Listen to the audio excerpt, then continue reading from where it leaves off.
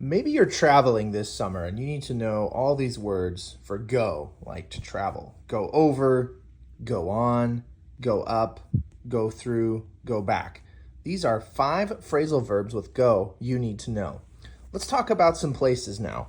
So if I want to use a road, for example, which phrasal verb is most correct for road? Would I go on the road, go up the road, go through the road, go back, go over? Most of the time we'd say I need to go on the road, or we could say I go through a road. But if you go through a road, that means you're going this way. But if I go on the road, that means the car is on the road, going on the road.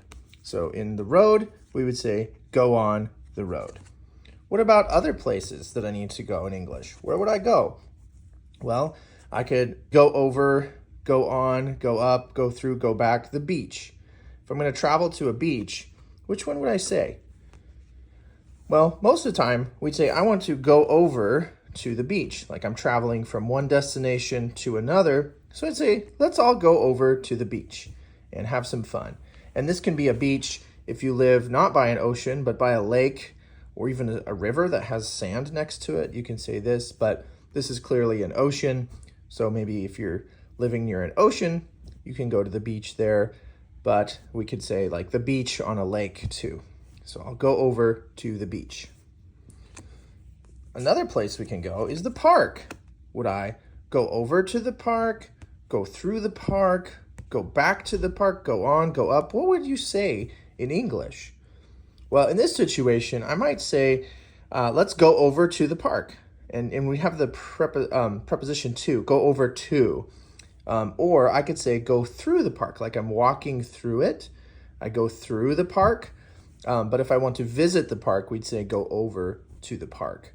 Now, if I forgot something, we left the park and we went home, I might say, oh no, I need to go back to the park to get my phone. I left my phone by the bench or on the bench or under the bench. I need to go back and get something at the park. So you could use go over, go back, go through, but they all have a different meaning. Go over is to travel. Go through is to, go through it. Go back would be to return to the park. So those would be the 3 goes with this place. Another place you might want to do is gas station. I need to fill up my car at a gas station. So if I need to do that, do I go over to the gas station, go through the gas station, go back, go up, go on? What would I say for a gas station? I would most often say go over because I'm traveling to the gas station. In English, we use go over a lot with like traveling from one place to another. I need to go over there. So we'd say go over. So in travel English, if you have places to go over. Go over also means another definition though, to review something.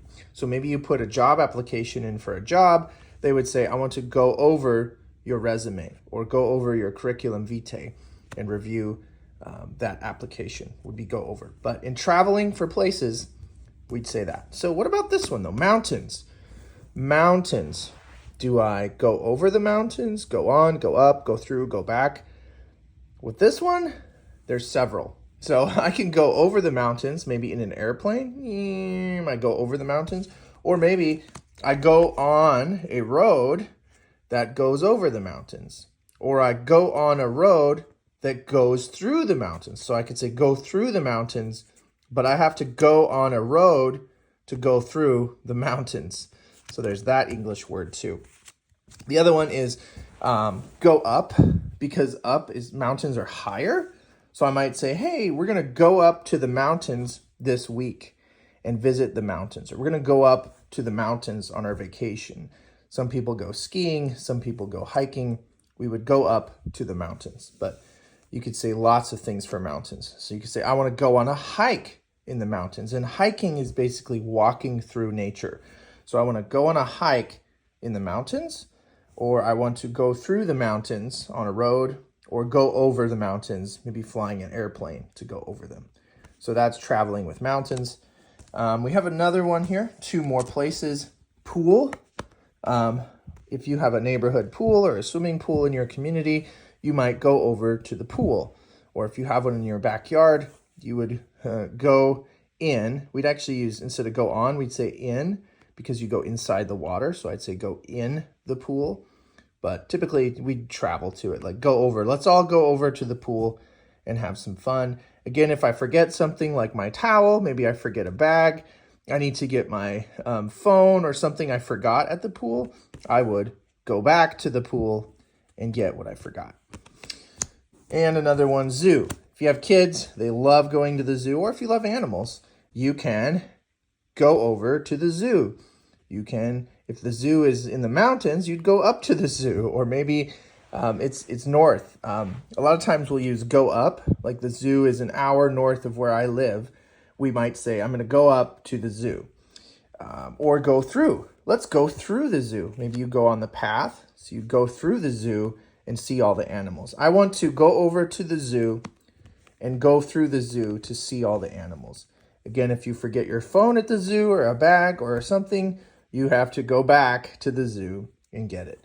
Okay, so those are 5 phrasal verbs you need to know. Go over, go on, go up, go through, go back. When you're talking about traveling, these are the 4 or 5 goes that you need to know. Hope this lesson helped you. You can also get these cards online on Amazon. You can get the Prep It cards, which have the images here, as well as prepositions, or my Phrase It 1 or Phrase It 2 expansion cards, which have several phrasal verbs in English you need to know. Thanks again for watching, and I'll see you in a future lesson.